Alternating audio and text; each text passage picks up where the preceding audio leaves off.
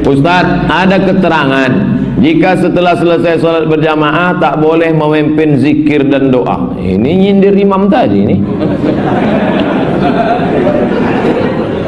Astaghfirullahaladzim, astaghfirullahaladzim, astaghfirullahaladzim. Tak boleh. Zikirnya jangan kuat-kuat.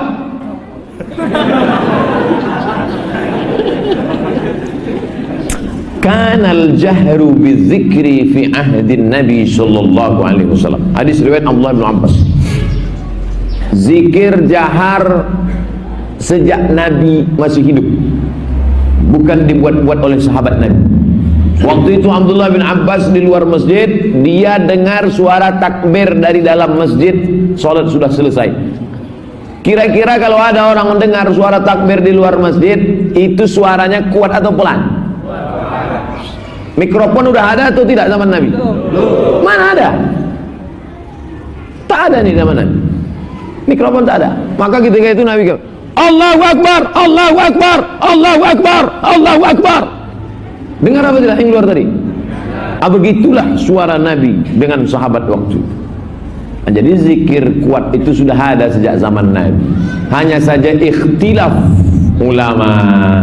Menurut mazhab Syafi'i, kenapa Nabi zikir kuat? Untuk mengajar makmum, bukan mengajar mak-mak. Mengajar makmum. Setelah makmumnya tahu, maka tidak lagi kuat. Itu mazhab Syafi'i. Tapi kalau mazhab Hambali, zikir jahar terus, baik makmumnya sudah tahu maupun tak tahu, terus jahar. Sama macam imam sebelum sholat, luruskan shaf. Kira-kira makmum tu tahu tak lurus shaf? Tahu. Kenapa diingatkannya terus? Luruskan shaf. Kalau di Pekanbaru, luruskan shaf.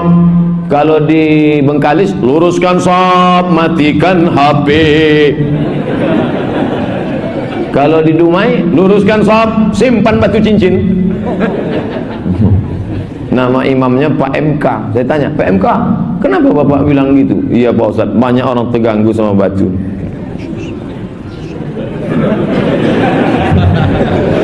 Tengok, Sungai Dareh. Ustaz nyindir orang pakai cincin. Tidak, saya pakai cincin. Maka dari tadi pakai ini. Nah, Ustaz, apakah ada contoh dari Rasul zikir selesai sholat berjamaah? Jadi ada riwayat dari Ibnu Abbas radhiyallahu taala anhu bahwasanya mereka tahu orang selesai sholat itu dari suara zikir. Jadi orang berzikir terdengar suaranya, tapi Nabi SAW tidak memimpin zikir. Subhanallah, bahkan itu termasuk sunnah. Kita berzikir mengangkat suara untuk mendengarkan ke telinga kita tanpa mengganggu yang lain. Bukan sepi, ada suara. Di masa Rasulullah SAW, mereka mengetahui selesai sholat dari suara takbir ke depan. Allahu Akbar, Allahu Akbar, Allahu Akbar, Allahu Akbar. Jadi kita berzikir diangkat suara tanpa dipimpin oleh imamnya. Tidak, Rasulullah SAW tidak memimpin para sahabatnya berzikir, tapi beliau berzikir dan para sahabatnya mendengar. Kenapa? Sebagaimana tadi disebutkan, kadang-kala ada zikirnya yang cepat, ada yang zikirnya yang lambat dia. Tapi kalau sholat ya harus ikut, tapi kalau selesai sholat enggak. Itu zikirnya Rasulullah SAW, para sahabat mendengar yang diucapkan oleh Rasulullah SAW. Ustaz, benarkah ahli sunnah wal jamaah tidak pernah melakukan zikiran bersama setelah sholat di masjid? Kenapa seperti itu Ustaz? Ya. Jadi yang saya tahu Allahu a'lam, memang Abdullah bin Umar menyebutkan dalam riwayat bahwasanya saya mengetahui sholat di masjid Nabi SAW sudah selesai dengan saya dengarkan suara zikir mereka. Dengan saya dengarkan suara zikir mereka, maksudnya Nabi dan para sahabat. Jadi di zaman Nabi SAW itu zikir habis sholat bersuara sebenarnya, bersuara, tetapi tidak dilakukan secara bersamaan, gitu. Jadi misal Nabi SAW lagi baca ayat kursi, sahabat sana lagi baca al-ikhlas, sahabat sana lagi baca al-falaq, yang sana lagi baca subhanallah 33, dibebaskan oleh Nabi SAW. Itu yang ada dalam hadis. Tapi suara mereka terdengar, gitu kan. Kalau ada sekarang orang lebih memilih zikir dengan tidak mengeluarkan suara, gitu kan, mungkin hanya dia saja yang dengar, itu adalah termasuk adab sebenarnya. Adab dan tata kerama agar orang-orang tidak terganggu dengan dia. Tapi intinya disunnahkan, boleh saja orang mengeraskan suaranya dalam zikir habis sholat ya, tidak ada masalah. Ya, kita lihat kalau selama saya pernah di Saudi 7 tahun, setiap saya sholat di masjid-masjid yang ada di dekat-dekat rumah masyarakat itu, pas saya habis sholat mereka pada baca la ilaha illallah, ada yang baca subhanallah, baca ayat kursi, tapi masing-masing secara individual. Karena membaca secara serentak berjamaah ini itu butuh panduan, butuh tuntunan dari Nabi SAW. Apakah Nabi SAW pernah menuntunnya? Yang kita temukan malah yang ada adalah riwayat Abdullah bin Mas'ud radhiyallahu anhu. Abdullah bin Mas'ud mengatakan pada saat dipanggil oleh Ubay bin Ka'ab, dan di situ ada beberapa tabi'in yang lagi berzikir, yang pimpinannya mengatakan subhanallah, anak-anak semua murid-muridnya mengatakan subhanallah gitu kan, sambil mereka memegang batu dan memindah-mindahkannya. Maka Ka'ab bin Malik mendatangi rumah Abdullah bin Umar, berkata, wahai Abdullah bin Umar, kalau kau lihat ini pasti kau tidak suka, karena ini tidak pernah ada di zaman Nabi SAW. Kata Abdullah bin Umar, apa itu? Silakan kau ke masjid. Ditemukanlah di masjid tersebut ternyata ada beberapa tabi'in yang lagi berzikir sambil dituntun. Pimpinannya mengatakan subhanallah, yang lain pada itu subhanallah, sambil rame-rame subhanallah, subhanallah, subhanallah, rame-rame gitu.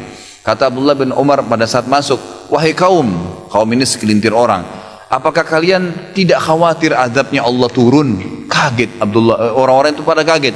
Ada apa wahai Abdullah bin Umar? Apa yang kami lakukan? Kami sedang berzikir kepada Allah. Bagaimana bisa azabnya turun? Apa kata Abdullah bin Umar? Fahami pendapat beliau. Ini sahabat Nabi, gitu kan? Yang terkenal dengan sahibut ta'assi, orang yang paling fanatik dengan Nabi SAW, Abdullah bin Umar radhiyallahu anhu. Jadi apa saja dikerjakan oleh beliau, semua yang Nabi kerjakan gitu. Beliau mengatakan, sungguh bajunya Nabi SAW masih bisa dilihat dan dipakai. Artinya Nabi ini baru meninggal, bajunya aja sekarang masih ada, panci-pancinya masih bisa dipakai, rumahnya masih bisa dihuni. Kalian sudah berani melakukan apa yang Nabi kalian tidak contohkan, gitu kan? Berarti akan datang azabnya Allah bukan karena perbuatan kalian, tapi karena tidak pernah Nabinya contohkan. Artinya kalian menambah-nambah dalam agama ini. Jadi ini berbahaya sekali, gitu kan? Seseorang telah datang di depan Hasan Basri lalu sholat habis asar 6 rakaat. Salam habis asar, sholat 6 rakaat sunnah. Lalu orang ini begitu setiap mau salam, Hasan Basri mau ingatin, dia sholat lagi. Begitu selesai 6 rakaat langsung ditahan sama Hasan Basri. Dikatakan, kenapa kau sholat habis asar? Dia bilang, wahai imam, dia tahu ini Imam Hasan Basri, ulama. Wahai imam, apakah Allah akan mengadab saya karena saya sholat? Apa kata Hasan Basri? Tidak. Allah tidak akan azab kau karena kau sholat, tapi Allah akan azab kau karena kau melakukan apa yang nabinya enggak contohkan, yang merupakan ajaran dari Allah subhanahu wa ta'ala. Nabi enggak pernah contohin ada asar, setelah asar sholat 6 rakaat. Dari mana dasarnya kau lakukan? Gitu. Jadi termasuk dosa itu kalau melakukan apa yang Nabi SAW tidak lakukan, dan kita cap itu bagian daripada agama, seakan-akan kita masukkan ajaran baru di agama Islam yang sudah sempurna. Allah bilang dalam Al-Ma'idah, al-yawma akmaltu lakum dinakum. Kata-kata akmaltu, saya sudah sempurnakan agama kalian. Kata ulama, Ibnu Katsir mengatakan dalam tafsirnya, ini dalil nyata Nabi Muhammad SAW sudah menyampaikan semua ajaran agama Allah, dan juga setiap muslim tidak perlu lagi menambah sekecil biji sawi pun dari ajaran agama ini. Cukup dengan yang ada saja, selesai. Maka kita tidak ada lagi masuk ke syubhat, tidak ada lagi masuk ke ragu-raguan, lakukan apa yang sudah diperintahkan saja, titik. Maka itu akan membawa kita insya Allah ke dalam surga Allah SWT.